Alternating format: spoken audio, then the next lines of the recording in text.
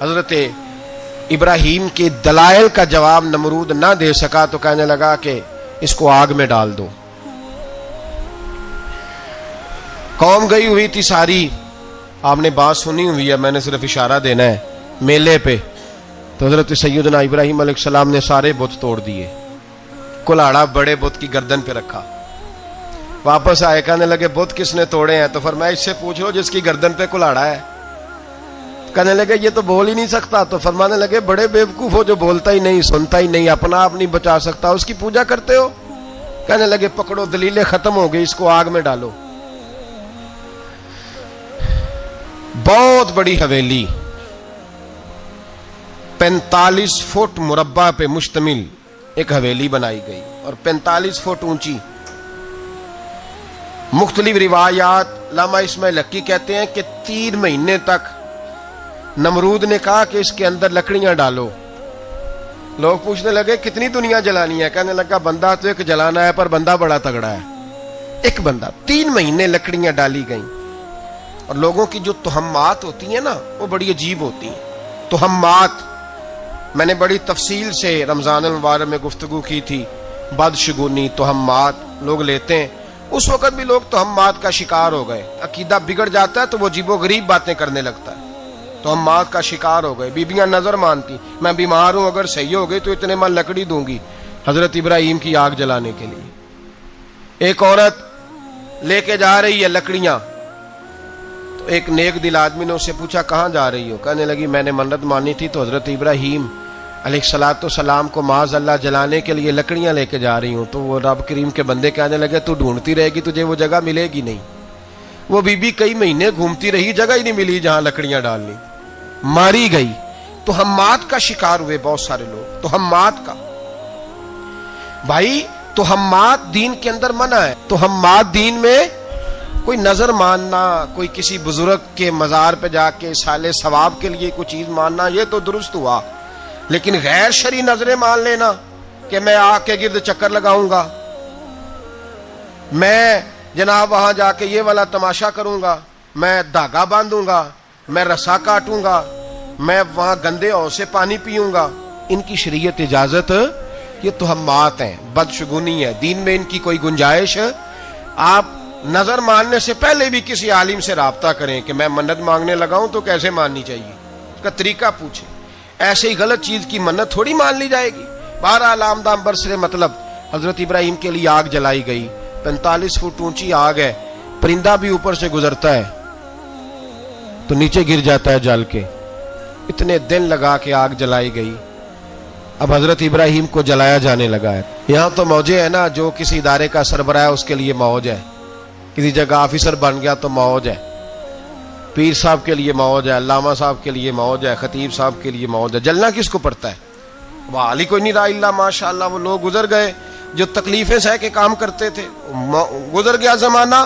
حضرت سیدنا ابراہیم علیہ السلام کو جلایا جانے لگا ہے تو اب اتنی بڑی آگ ہے تو ڈالیں کیسے؟ شیطان نے تجویز دی کہ منجنیق بناؤ. منجنیق, بڑے بڑے بانس باندھ کے ان کے نیچے رسا باندھو. وہ جس طرح جھولنے کے لیے جھولا بنایا جاتا ہے, اس طرح ایک منجنیق پرانے زمانے میں اس میں پتھر رکھ کے پھینکے جاتے تھے دشمنوں پہ. وہ منجنیق بنائی گئی کہ دور سے حضرت ابراہیم کو پھینکیں گے. ہاتھ حضرت ابراہیم کے باندھ دیے, پاؤں مبارک باندھ دیے, پوری زمین پہ ایک نام لینے والا خدا کا. اور اس کو آج رسیوں میں جکڑا ہوا ہے. جب پھینکا جانے لگا نا آگ میں, حوریں رونے لگی, فرشتے تڑپنے لگے, اے اللہ یہ کیا ہونے لگا ہے؟ ایک تیرا خلیل اور وہ بھی آگ میں. فرمایا جاؤ جا کے اس سے کہو اگر تمہاری مدد لیتا ہے تو اسے بچاؤ. ہوا کا فرشتہ آیا, کہا ابراہیم اگر تو کہے. او بھائی ان چیزوں کو کہانی سمجھ کے نہ سنا کریں, یہ داستان نہیں, یہ وہ طریقے ہیں جو ہمارے رسول نے ہمیں اپنانے کا حکم ارشاد فرمایا ہے. جو عقیدے, یہ وہ نظریات ہیں جو ہمیں اوڑھنے کو کہا گیا. اپنے رب کریم کی رضا پہ راضی رہنے کے یہ وہ خوبصورت مواقع ہیں صوفیاء نے جن کو بنا کر سمجھا کر ہم تک پہنچایا ہے. یہ ہے اہل طریقت کی باتیں. وہ کہتے ہیں یار جس حال میں رکھے راضی رہنا ہے. حضرت ابراہیم علیہ الصلوۃ والسلام کو پھینکا جا رہا ہے, فرشتہ آیا, اے اللہ کے خلیل اگر حکم دو تو اتنی ہوا چلاؤں کہ نمرودی جل جائیں سارے. आग उन पे फेंक दी जाए। आपने फरमाया तू जा, तुझसे मुझे कोई काम नहीं। थोड़ी देर के बाद पानी का फरिश्ता आया, कहा हुजूर इतनी बारिश बरसाऊंगा कि आग बुझ जाएगी। फरमाया तू जा, तुझसे कोई काम नहीं। अब जब मंजनीक में रख दिए गए, आग में जाने का लम्हा है, तैयारी है, हजरत जिब्रील अमीन हाजिर खिदमत हुए। कहा इब्राहिम कोई हाजत? फरमाया तुझसे कोई नहीं। कहा चलो मुझसे नहीं तो रब करीम से ही बात कर लो, मुझे पता है मैं छोटा हूं, आप मुझसे मदद क्यों लोगे, रब करीम से ही बात कर ले। तो हजरत इब्राहिम कहने लगे जिब्रील ये बता, रब को नहीं पता उसका खलील किस हाल में है? उसे नहीं पता मैं किस हाल में हूं, मेरे हाथ बंधे हैं, पैर बंधे हैं आग में, उसे नहीं पता? बताया तो उसे जाता है जिसे खबर ना हो। तो अगर उसे पता है, तो अगर वो जलाने पे राजी है तो मैं भी जलने को तैयार हूं, मैं तैयार हूं, मैं तैयार हूं। उसे कहो ठीक है। हजरत सैयदना इब्राहिम अलैहिस्सलाम को मंजनीक में डाल के जो फेंका आग में, या नारुकूनी बरदम व सलामन अला इब्राहिम, अल्लाह ने फरमाया ए आग मेरे इब्राहिम पे ठंडी भी हो जा और सलामती वाली भी हो जा। हजरत इब्राहिम को दो फरिश्तों ने बिठा दिया जमीन पे, फूल खिले हैं, कौंपले महक रही हैं, कलियां खुशबू दे रही हैं। हजरत इब्राहिम ने सर सजदे में रख दिया, सुबहान अल्लाह वल्हम्दुलिल्लाह वला इलाहा इल्लल्लाह वल्लाहु अकबर। हजरत इब्राहिम अल्लाह की तस्बीह पढ़ने लगे, रब करीम का शुक्र बजा लाने लगे। निकले वहां से, कुछ दिन गुजर गए, निकले, हुक्म हो गया इब्राहिम इलाका छोड़ दो। हजरत इब्राहिम अलैहिस्सलाम वहां से निकल के मिस्र आए, चचा के पास ठहरे। उन्होंने अपनी बेटी जनाबे सारा का निकाह कर दिया। कुछ आगे बढ़े तो एक जालिम बादशाह से टकराए। उसने एक शहजादी, एक बादशाह की बेटी कैद की हुई थी, जनाबे हाजरा नाम था, उनको कैद से छुड़ा के साथ लाए। हजरत लूत अलैहिस्सलाम भी साथ। ये 4 लोगों का काफिला चला, फलस्तीन में जाके पड़ाव डाला, घर बार छोड़ा, तबलीग शुरू हुई। हजरत इब्राहिम के घर में 2 खवातीन है, एक आपकी बीवी हैं, एक हजरत हाजरा है, औलाद कोई नहीं।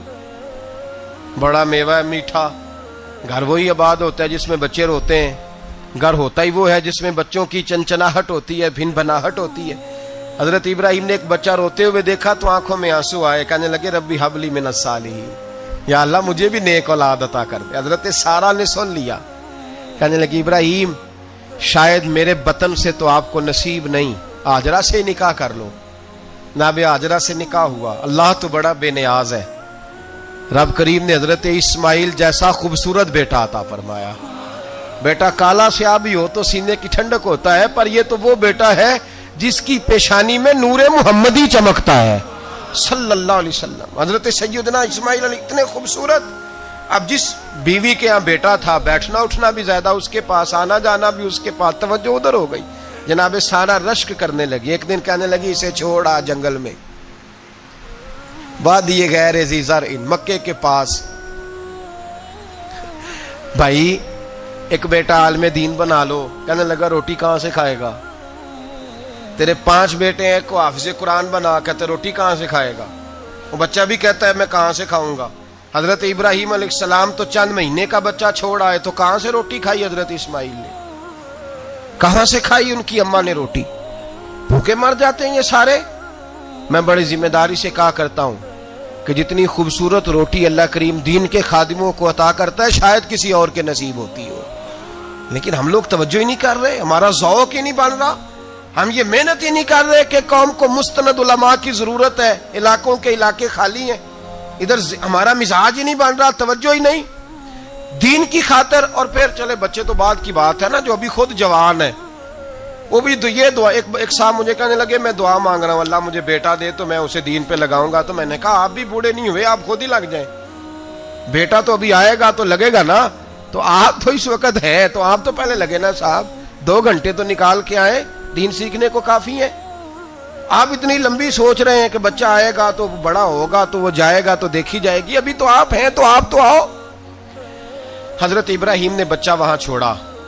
यहां से जो उम्रा करने लोग जाते हैं ना, जो हज करने जाते हैं, उनको पता है कि वहां दुनिया की हर नेमत मिलती है, फिर भी डबल ट्रिपल पैसे लोग जेबों में डाल के जाते हैं। हजरत इब्राहिम जब वहां लेके गए तो कोई इंसान नहीं था, पानी का कतरा नहीं था, 2 किलो खजूरें, एक मशकीजा, बीवी को थमाया ہمارے گھر میں ہزاروں چیزیں پڑی ہیں، لیکن وہ جو توکل ہے نا وہ ختم ہو گیا ہے. اللہ دے گا، حلال حلال پہ قناعت کرے، جائز جائز پہ بھروسہ کرے، رب کریم عطا کرنے والا ہے، وہ مزاج ختم ہو گیا. حضرت سیدنا ابراہیم علیہ السلام 2 کلو کھجوریں 1 مشکیزہ پانی کا دے کر کے اور وہاں بٹھایا آپ نے اپنے بچے کو اور اپنی زوجہ جناب ہاجرہ کو، اور بٹھا کر کے یہ واپس پلٹنے لگے تو حضرت ہاجرہ سلام اللہ علیہ نے آواز دی، کہا ابراہیم کس کے سہارے پہ چھوڑ کے جا رہے ہو؟ جہاں آب زمزم کا کنواں ہے نا، جو لوگ گئے ہیں جنہوں نے صفا مروہ کی صحیح کی ہے، صفا مروہ سے باہر نکلے نا، سرکار کی ولادت کا مقام ہے، اس جگہ پہ آب زمزم کا کنواں تھا، وہاں حضرت سیدنا ہاجرہ کو بٹھایا. کوئی چیز نہیں، کوئی درخت نہیں، کوئی کھیت نہیں، کوئی پانی نہیں، کوئی کنواں نہیں، وہاں بٹھایا اور بٹھا کر کے نکلنے لگے تو جناب ہاجرہ فرمانے لگی ابراہیم کس کے سہارے پہ چھوڑ کے جا رہے ہو؟ کہنے لگی اللہ کے سہارے پہ. تو پاک باز بی بی نے ایک لفظ پوچھا، کہا ابراہیم یہ میرے رب کا حکم ہے، یہ میرے، بس جن کا عقیدہ توحید مضبوط ہو ان کے لیے ایک جملہ کافی ہوتا ہے، یہ میرے اللہ کا حکم ہے. تو جناب ابراہیم علیہ السلام فرمانے لگے ہاجرہ ہاں رب کا حکم ہے.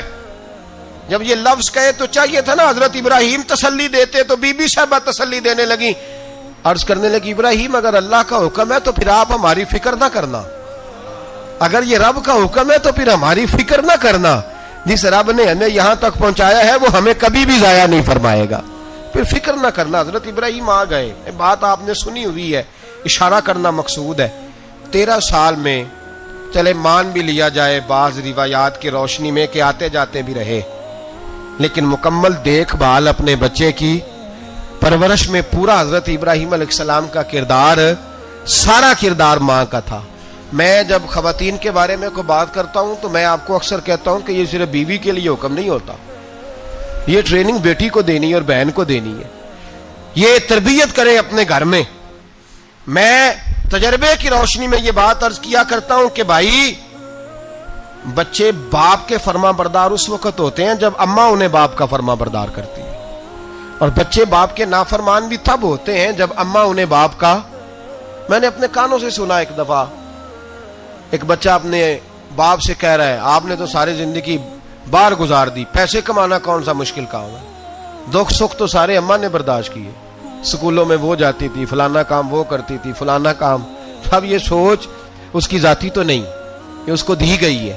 اور اگر اس کو یہ سوچ دے دی جائے کہ اماں کہے کہ میں تو اپنوں میں رہی ساری زندگی، میں نے تو اپنوں میں وقت گزارا، اور تیرا باپ تو کئی دفعہ جنازے بھی نہیں پڑھ سکا، اس نے تو ماں باپ ایسے دفن کر دیے، وہ اگر یہ سوچ فراہم کرے تو پھر بچہ باپ کا فرما بردار ہوتا ہے. اور یہ والی روایتیں ہم بیوی کو سناتے ہیں، حالانکہ کس کو سنانی چاہیے؟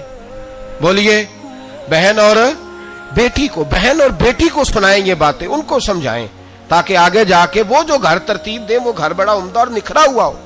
حضرت سیدنا ابراہیم 13 سال کے بعد آئے، چونکہ گھر میں اللہ تبارک و تعالیٰ کی دوستی کا چرچا تھا، اللہ تبارک و تعالیٰ کی محبوبیت کا غلبہ تھا. 13 سال کے بعد فلما بالغ معہ سعیا، بیٹا جب اتنا بڑا ہوا کہ سال چلنے لگا تو حضرت ابراہیم نے اپنے بیٹے کو بلا کے کہا بیٹا مجھے خواب آئی ہے، میں تجھے ذبح کر رہا ہوں، تیری کیا رضا ہے؟ تو حضرت اسماعیل کہنے لگے یا ابت افعل ما تؤمر، ابا جی اللہ جیسے حکم دیتا ہے میرے ساتھ ویسے ہی کریں، جیسے اللہ حکم دیتا ہے ویسے ہی، بولیے، ویسے ہی کریں. حضرت ہاجرہ کو کہا کہ ایک دوست نے دعوت کی ہے تو وہاں جا رہے ہیں. بی بی مطمئن ہے، تفصیلات کی ضرورت نہیں، ختم بات، اعتبار ہے، مطمئن ہو گئی. شیطان پیچھے سے آیا اماں کے پاس. ذرا تھوڑی دیر کے لیے تصور جمائیے، یہاں تو پڑوسن آ کے کوئی بات بتا دیتی ہے خاوند کے بارے میں تو کئی مہینے جھگڑا جاری رہتا ہے، پڑوسن محلے دار. شیطان نے آ کے بتایا لفظ کیا ہے؟ کہا حاجرہ تمہیں پتا ہے کہاں جا رہے؟ کہا دوست کی دعوت میں. تو کہنے لگے دوست کون ہے؟ رب کریم. اور ابراہیم کا خیال ہے کہ اس رب نے مجھے حکم دیا ہے کہ میں ذبح کروں. تو حضرت ہاجرہ کہنے لگی کبھی باپ بھی بیٹے ذبح کرتے ہیں؟ شیطان کہنے لگا ان کا خیال ہے کہ ان کے رب نے حکم دیا ہے. تو جناب ہاجرہ فرمانے لگی اگر رب نے حکم دیا تو پھر تو مجھے شیطان لگتا ہے. تو مجھے شیطان لگتا ہے. کہا کیا مطلب؟ فرمانے لگی اگر رب کریم کا حکم ہے تو میرے پاس ایک اسماعیل ہے, اگر 1000 بھی ہوتے میں سارے اللہ کے راستے میں پیش کر دے دیتی. مالک کا ہی تو ہے سارا کچھ, اسی کا ہے, اس میں لیت اللہ کی کیا گنجائش. حضرت سیدنا ابراہیم علیہ السلام نے بیٹے کے حلق پہ چھری رکھ بھی دی اور چھری چلا بھی دی, رکھ بھی دی, اور وہ تو اللہ کریم نے فرمایا یا ابراہیم قد صدقت الرؤیا, ابراہیم تو نے خواب سچا کر دکھایا, وہ قیامت تک تیرا نام رہے گا. حضرت ابراہیم نے وطن بھی دیا, جان بھی دی, بیٹا بھی, اللہ کریم نے دمبے دیے, فرمایا یہ فدیہ ہے. اب یہ قربانی قیامت تک حضرت ابراہیم کے طریقے کے مطابق جاری ہے. حضرت ابراہیم بہت بڑے مہمان نواز تھے, بہت بڑے. آپ جب مصر میں قیام تھا تو بڑے بڑے لمبے چوڑے لنگر پکتے تھے, لوگ آیا جایا کرتے تھے, بڑا تفصیل کے ساتھ کھانا ہوتا تھا. مہمان نوازی آپ کی خاص صفت مبارکہ ہے. ہمارے ہاں بھی مہمان نوازی ہوتی ہے امیروں کی, بلکہ اب تو مہمان نوازی اس طرح کی ہے کہ کل تیری میرے پاس دعوت ہے اور پرسوں میری تیرے پاس ہے. وہی امیروں میں وہ چکر رہتا ہے, پارٹیاں دوست ایک دوسرے کو ڈالتے ہیں, تیری طرف پارٹی تیری طرف. اور اسی انداز میں اب یہ عید آئے گی نا, ٹکا پارٹیاں ہوں گی جگہ جگہ, اور لوگ سوال پوچھنے لگے ابھی سے, کہتے ہیں قربانی کا کتنا گوشت گھر رکھنا جائز ہے, قربانی کا کتنا گوشت گھر رکھنا جائز ہے؟ سارا ہی جی. اس لیے فریزر لے لے, فریج سے نہیں کام چلے گا, سارا ہی جہاز گھر رکھنا سارا ہی جائز ہے, رکھ لیں. او خدا کے بندے, قربانی وہ بندہ دیتا ہے جو سارا سال ہی گوشت کھاتا ہے. صحیح کہہ رہا ہوں؟ قربانی صاحب نصاب, صاحب استطاعت بندہ دیتا ہے نا, تو وہ سارا سال ہی گوشت, تو سارا گھر میں رکھنا بھی جائز ہے, لیکن سارا دے دینا بھی. تو جو آ رہی ہے اس پہ کیوں توجہ کرتے ہو, جو دوسرا جائز ہے اس پہ کیوں نہیں عمل کرتے؟ سارا تقسیم کر دیں, بات ختم ہوئی. یقین کریں محرم میں جا کے دوست ٹیلی فون کر کے سوال پوچھتے ہیں, کہتے ہیں صاحب سنا ہے قربانی کا گوشت محرم میں کھانا جائز نہیں. میں کہ نہیں, ربیع الاول چ بھی جائز جے, رجب رمضان تک کھاؤ, کوئی بندہ نہیں منع کرتا, اس لیے کہ کسی کو دینا تو پسند ہی نہیں. یا پھر اس میں سے جو خاص خاص چیزیں ہیں وہ اپنی فریج میں, اور باقی جو ہے وہ دوسروں کے لیے. یہ کیا طریقہ ہے ہمارا؟ اور اسی پہ عمل ہے. اللہ تبارک و تعالی ہمیں سمجھنے کی توفیق عطا فرمائے. حضرت ابراہیم بہت بڑے مہمان نواز تھے. صرف قربانی نہیں دیتے تھے, سارا سال بہت سارا لنگر, بہت سارا کھانا پینا, بہت ساری چیزیں جاری رہتی تھی. اور جتنے غریب لوگ تھے فلسطین کے, ان کو پتا تھا کہ حضرت ابراہیم علیہ السلام کا لنگر جاری ہے. فلسطین میں جب آپ کا قیام تھا, ایک دفعہ ڈھیروں مہمان آ گئے اور کھانے کو کوئی چیز نہیں. حضرت سارا اور جناب ہاجرہ دونوں اس وقت موجود تھیں. وہ کہنے لگی ابراہیم بہت سارے مہمان آ گئے تو کیا کریں؟ جناب سارا کہنے لگی کس طرح کر کے ان کی مہمان نوازی کرنی. اور حالات یہ ہیں کہ قحط پڑا ہوا ہے فلسطین میں, مصر میں, دور دراز علاقوں میں.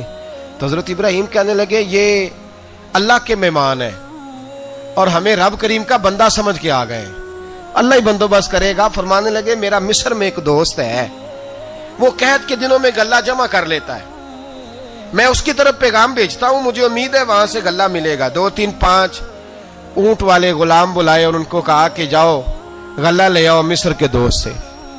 وہ لوگ کہتے ہیں ہم غلہ لینے گئے, وہاں جب پہنچے تو حضرت ابراہیم خلیل اللہ علیہ السلام کا پیغام دیا تو آپ کا وہ دوست کہنے لگا غلہ تو بے شمار تھا, مجھے خبر نہیں تھی کہ حضرت ابراہیم کا پیغام آئے گا, تو میں تو سارا تقسیم کر چکا ہوں. لوگ لے گئے, اب تو کوئی شے نہیں. اب وہ خالی آ گئے 5 کے 5 اونٹ. جب خالی آئے تو حضرت ابراہیم کی حویلی کی دیواریں چھوٹی چھوٹی تھیں. ان غلاموں میں سے, خادموں میں سے, آپ کے ان چاہنے والوں میں سے ایک کہنے لگا یار وہ غریب تو انتظار کر رہے ہوں گے کہ غلہ لینے گئے ہیں, ہمیں روٹی ملے گی. چھوٹی چھوٹی دیواریں ہیں, وہ جب دیکھیں گے نا خالی آ گئے تو انہیں تکلیف ہوگی. اس طرح کرو بوریوں میں ریت بھر لیتے ہیں, ریت بھر کے لے جاتے ہیں, بعد میں اندر رکھ کے انہیں سمجھا بہلا لیں گے, یا حضرت ابراہیم کو بتائیں گے, وہ خود ہی ان لوگوں کی دلجوئی فرمائیں گے. اب غلہ کی جگہ ریت بھر کے اونٹوں پہ رکھ کے لائی گئی. لا کے بوریاں جب رکھ دی گئیں, حضرت ابراہیم علیہ السلام دوپہر کے وقت آرام فرما رہے تھے. بی بی سارا اٹھی, کہتی ہیں جب میں نے دیکھا نا کہ بوریاں پہنچ گئی ہیں تو گئی, غلام کو ساتھ لیا اور اس کو جب کھولا نا تو کہتی اتنی حسین گندم میں نے پہلے کبھی دیکھی نہیں تھی، اتنا پیارا دانا میں نے کبھی ملاحظہ ہی نہیں کیا تھا۔ فرماتی ہیں جب اس کو پیس کر چکی میں روٹیاں پکائیں تو خوشبو دور دور تک پھیل گئی، اعلیٰ غذا بنی، بڑے بڑے کھانے بیویوں نے مل کے پکائے، چن دیے گئے۔ حضرت ابراہیم اٹھے تو لوگ کھانا کھا رہے، سجدہ شکر ادا کیا، اور جب سجدے میں گئے تو وحی آنے لگی، پھر رونے لگے۔ جب پلٹ کر باہر تشریف لائے تو جناب سارا کہنے لگی ابراہیم تمہارا مصری یار بڑا اچھا ہے، اس نے اتنی اعلیٰ گندم بھیجی ہے کہ اتنی تو میں نے پیاری گندم کبھی دیکھی نہیں۔ جناب ابراہیم مسکرائے، فرمانے لگی سارا یہ مصری یار نے نہیں بھیجی، یہ میرے عرشی یار نے بھیجی ہے، یہ میرے عرشی یار نے بھیجی ہے۔ بھائی مہمان نوازی مزاج تھا، ہاتھ لٹا دینا مزاج تھا، دوسروں کی اشک شوئی مزاج تھا۔ حضرت ابراہیم علیہ السلام کا طریقہ ہے قربانی، حضور نے ان کا طریقہ بیان کیا۔ اگر سال کے بعد قربانی دینا ان کا طریقہ ہے تو سارا سال غریبوں کو روٹی دینا بھی حضرت ابراہیم کا طریقہ ہے، سارا سال غریب کی نوکری کرنا یہ بھی حضرت ابراہیم کا طریقہ ہے، بھوکے کو کھانا کھلانا یہ بھی۔ میرے مصطفیٰ کریم سید عالم صلی اللہ علیہ وسلم سے صحابہ نے پوچھا حضور بہترین مسلمان کون ہے؟ بہترین مسلمان تو حضور نے فرمایا جو سلام لینے میں پہل کرے اور غریب کو روٹی کھلانے میں سب سے اچھا ہو، وہ بہترین مسلمان ہے، زبردست مسلمان۔ ہمارے ہاں دعوتیں ہوتی ہیں تو امیروں کی، افطاریاں تو امیروں کی، اور میرے مصطفیٰ کریم علیہ السلام نے فرمایا بدترین دعوت ہے جس میں امیر بلائے جائے غریب نہ بلائے جائے، وہ بدترین دعوت۔ حضرت ابراہیم کا طریقہ رہا ساری زندگی مہمان نوازی، اور دوسرا ان کا مزاج تھا، اللہ سے پیار ہو گیا تھا نا۔ جب رب کریم سے محبت ہوتی ہے نا، اور محبت کا احساس ہوتا ہے دل میں، پھر سجدے لمبے ہوتے ہیں۔ عام آدمی تو نماز بھی نہیں پڑھ سکتا، اسے خدا سے محبت ہوتی ہے وہ تہجد بھی نہیں چھوڑ سکتا۔ وہ یہ محبت کی بات ہے نا، جس کو پیار ہوتا ہے اس کی تہجد بھی ہے، اس کی اشراق بھی ہے، چاشت بھی ہے، اس کے عمرے بھی ہیں، اس کے حج بھی ہیں، اس کے بار بار کعبۃ اللہ کے دیدار بھی ہیں۔ یہ محبت الہی ہے، جوش مارتی ہے۔ ان لوگ سجدہ کرتے ہیں تو اٹھتے ہی نہیں، اللہ کے بندوں سے پیار کرتے ہیں اللہ کی۔ حضرت ابراہیم کو رب کریم سے اتنی محبت تھی، اتنا پیار تھا کہ وہ آپ کی زندگی کے ہر پہلو سے چھلکتا تھا۔ ایک وقت ایسا آیا کہ اللہ تعالیٰ نے حضرت ابراہیم کو بہت زیادہ مال عطا فرمایا، اتنے اونٹ گنے نہیں جاتے، گائیں اتنی زیادہ کہ شمار نہیں ہوتی، بکرے بکریاں اتنی زیادہ کہ شمار، بہت زیادہ مال اللہ نے عطا فرمایا۔ اور ابھی کچھ عرصہ پہلے آپ پیچھے جائیں نا تو جو لفظ مال تھا وہ روپے پہ تو بولا ہی نہیں جاتا تھا، وہ جانوروں پہ بولا جاتا تھا۔ بہت زیادہ مال اللہ نے دیا، بکریاں گائیں اونٹ بیل بڑا کچھ۔ تو رب کریم نے فرشتوں سے فرمایا کہ واتخذ اللہ ابراہیم خلیلا، ابراہیم میرا دوست ہے۔ تو فرشتے کہنے لگے یا اللہ جسے اتنا کچھ دیا جائے اس نے دوست تو بننا ہی ہوتا ہے، تو نوازا ہی بڑا ہے، اتنا مال، اتنے کھیت کھلیان، اتنا کچھ۔ اللہ کریم نے فرمایا جاؤ آزمائش کر لو، امتحان لے لو۔ فرشتہ امتحان لینے پہنچ گیا۔ حضرت ابراہیم کے جانور چر رہے ہیں چراگاہ میں، حضرت ابراہیم بھی ہیں، غلام بھی ہیں، بہت بڑا ریوڑ ہے، آپ تشریف فرمائیں۔ ایک فرشتہ آیا تو کھیت میں چھپ کے بیٹھ گیا اور بلند آواز سے کہنے لگا سبحان اللہ والحمد للہ ولا الہ الا اللہ واللہ۔ یہ تسبیح بڑی پسند ہے، محبوب نے ان کی فضیلت بیان کی۔ اب وہ حضرت سیدنا ابراہیم علیہ السلام کھڑے تھے تو وہ کھیت میں بیٹھ کے تسبیح پڑھنے لگا سبحان اللہ والحمد للہ ولا الہ الا اللہ۔ حضرت ابراہیم کہنے لگے یہ میرے رب کا نام کون لے رہا ہے؟ بڑی اس کی میٹھی آواز ہے، بڑی، کون ہے؟ ڈھونڈنے لگے، گھومتے گھومتے اس کے پاس چلے گئے، فرشتہ انسانی شکل میں۔ تو میرے رب کا ذکر کر رہا تھا؟ اس نے کہا میں ہی کر رہا تھا۔ فرمانے لگے یار ایک دفعہ پھر نہیں کرتا؟ تو کہنے لگا ابراہیم پہلے تو میں اپنی مرضی سے کر رہا تھا، تو کہتا ہے تو پیسے لگیں گے، پیسے ہیں تو کر دیتا ہوں۔ حضرت ابراہیم کہنے لگے بول تو کیا لے گا، میرے اللہ کا ذکر سنانے کا کیا لے گا؟ کہنے لگا جتنی بکریاں آپ چرا رہے ہیں ساری دے دے تو میں اللہ کا ذکر سنا دیتا ہوں۔ آپ نے فرمایا بس جا تیری ساری ہوئی، میرے رب کا ذکر سنا۔ اور پھر شروع ہو گیا سبحان اللہ الحمد للہ ولا الہ الا اللہ واللہ اکبر۔ حضرت ابراہیم علیہ السلام کیف میں، یار پھر ذرا سنا، نہ علمہ وچ پھسا سانو، تو یار دی گل سنا سانو، ذرا دوبارہ سنا۔ پھر سنایا، ایک دفعہ پھر کہا، فرشتہ کہنے لگا بس جی آپ کے پیسے پورے ہو گئے۔ حضرت ابراہیم کہنے لگے چل ایک دفعہ اور سنا. کہنے لگا پیسے لگیں گے. تو کیا لے گا؟ کہنے لگا گائیں بھینسیں ساری میری. فرمایا بس یار اتنی قیمت، تو سنا صحیح، سارا کچھ ہی تیرا. پھر شروع ہو گیا سبحان اللہ والحمدللہ ولا الہ الا اللہ واللہ اکبر. گائیں دے دیں، بھینسیں دے دیں، وہ ذکر سناتا ہے. حضرت ابراہیم کبھی مچلتے ہیں، کبھی روتے ہیں، کبھی آہیں بھرتے ہیں. تو میرے رب کا نام لے رہا ہے، ذرا پھر سے لے. کیف جاری ہے. کہنے لگا بس بھائی. حضرت ابراہیم فرمانے لگے تو اور لے لے جو لینا ہے، مجھے ذکر سنا. اس نے کہا ابراہیم بکریاں میں لے چکا، گائے بھینسیں میں لے چکا، اونٹ رہ گئے، سارے لے لوں گا پھر ذکر سناؤں گا. فرمایا جا تیرا ہوا تو ذکر سناتا رہ، میں دیتا ہوں. دے دیا. کچھ دیر ذکر کیا تو اب خاموش ہو گیا. حضرت ابراہیم خلیل اللہ علیہ السلام فرمانے لگے ذکر سنا. کہنے لگا ابراہیم اب تیرے پاس دینے کو کیا ہے، ہر چیز تو میں لے چکا. آپ فرمانے لگے یہ گائے بھینسیں بکریاں چرانے کے لیے تجھے کوئی نوکر ملازم بھی تو چاہیے نا. تو اس طرح کر مجھے رکھ لے، میں روٹی نہیں مانگوں گا، کھانا نہیں مانگوں گا، تو اللہ کا ذکر سناتا رہنا، میں تیرے جانوروں کی نوکری کرتا رہوں گا. حضرت ابراہیم علیہ السلام نے جب یہ کہا نا، فرشتے کی آنکھوں میں آنسو آ گئے. تر دامنی پہ شیخ ہماری نہ جائیے، ہم دامن نچوڑ دیں تو فرشتے وضو کریں. فرشتہ رو پڑا اور کہنے لگا ابراہیم مجھے سینے سے لگاؤ، آپ واقعی اس قابل ہے کہ اللہ آپ کو اپنا دوست بنائے، واقعی اس قابل ہے کہ رب آپ کو اپنا. حضرت ابراہیم علیہ السلام کا خدا سے محبت کرنے کا نرالا انداز. اور میرے بھائی یہی محبت انہیں میرے مصطفیٰ سے بھی تھی. ایک نبی گھر بنا رہا ہے، دوسرا بنوا رہا ہے. حضرت اسماعیل علیہ السلام پتھر اٹھا اٹھا کے لا رہے ہیں، جناب ابراہیم بنا رہے ہیں. جب خانہ کعبہ بن گیا تو کہنے لگے ربنا وابعث فیہم رسولا، اے اللہ اب اسے بسانے کے لیے اپنا آخری رسول بھی عطا فرما. نبی پاک فرماتے ہیں میں دعا ہوں حضرت ابراہیم کی. یہ قربانی حضرت ابراہیم کا طریقہ ہے. حضور نے اگرچہ نبی پاک کی اپنی سنت تھی، یہ بھی کہہ سکتے تھے سنتی و سنت ابیکم ابراہیم، میری سنت ہے اور تمہارے باپ ابراہیم کی سنت ہے. یہ نہیں فرمایا. جب صحابہ نے کہا قربانی کیا ہے، فرمایا سنت ابیکم ابراہیم، یہ تمہارے باپ ابراہیم کی سنت ہے. ہر صاحب نصاب پر قربانی واجب ہے. جو زکوٰۃ کا نصاب رکھتا ہو اس پر قربانی واجب ہے. یعنی ضروریات سے زیادہ اتنے پیسے، جتنے پیسوں سے زکوٰۃ فرض ہوتی ہے، اتنے پیسے جس آدمی کے پاس قربانی سے پہلے پہلے آ جائیں اس آدمی پر قربانی کرنا واجب ہے. بکرا، چھترا، دمبا 1 سال کا یا دمبا 6 مہینے کا ہو پر اتنا بڑا محسوس ہوتا ہو کہ لگے کہ 1 سال کا ہے، اس کی قربانی ہو سکتی ہے. جانور میں کوئی عیب نہیں ہونا چاہیے. اتنا کمزور نہ ہو کہ ذبح جہاں اسے کرنا ہے وہاں وہ چل کے جا نہ سکے، اتنا کمزور جانور نہ ہو. اس کے اندر بظاہر کوئی اتنا بڑا نقص نہ پایا جاتا ہو، کانا نہ ہو، لنگڑا نہ ہو، کوئی اس کی ہاتھ نہ کٹے ہوئے ہوں، ایسا نقص جو واضح ہو. بکرا 1 سال کا، گائیں اور بھینس یہ 2 سال کی، اونٹ 5 سال کا.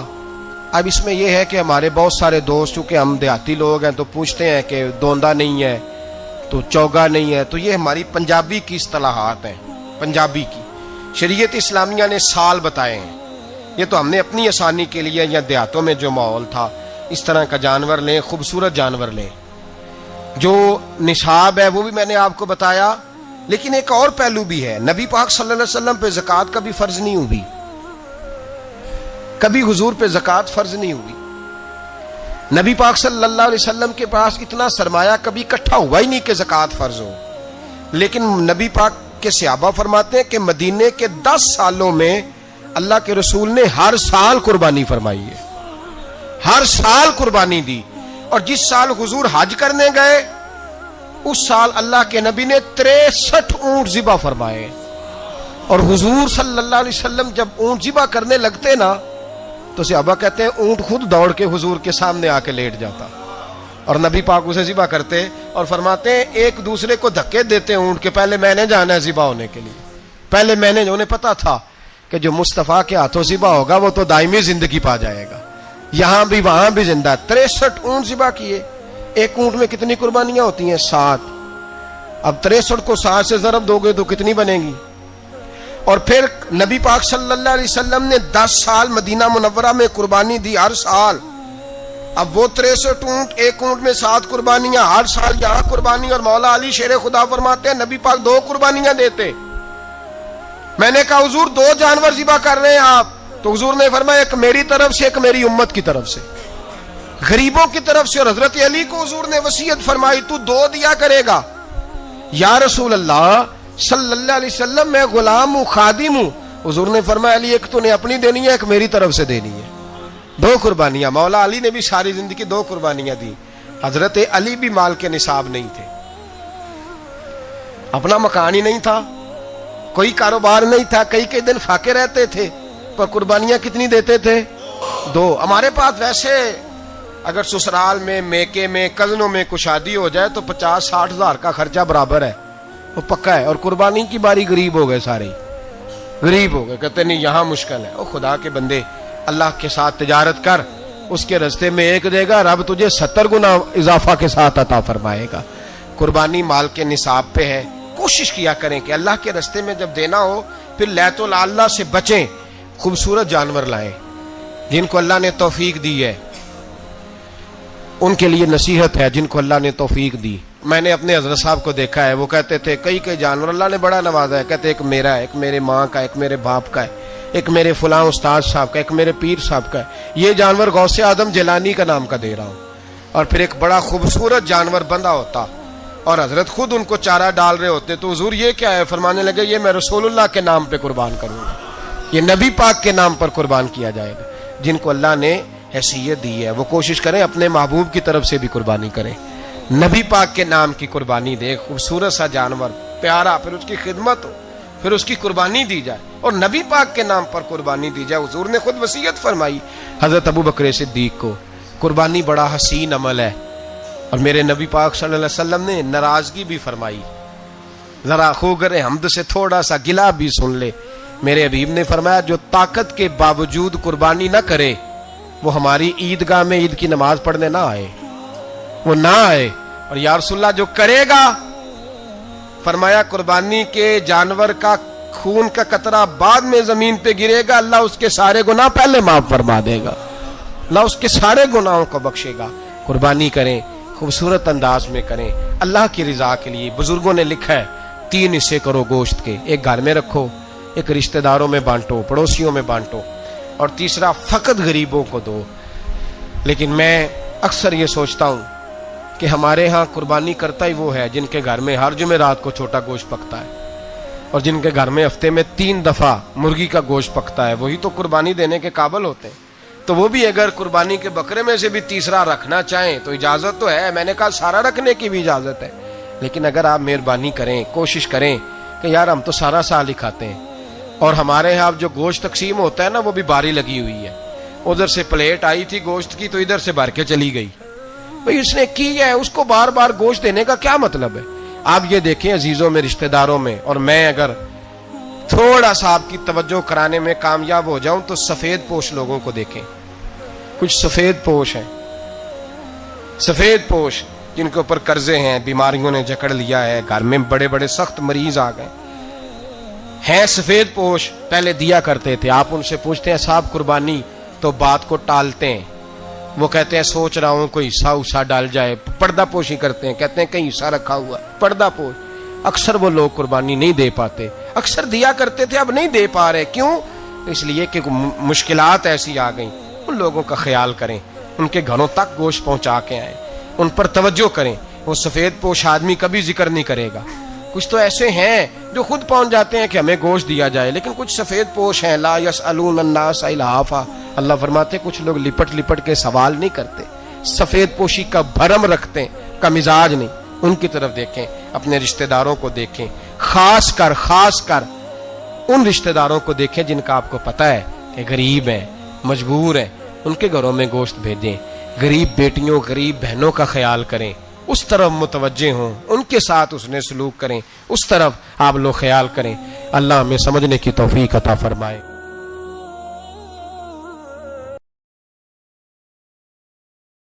امید ہے آپ سب لوگ خیریت سے ہوں گے۔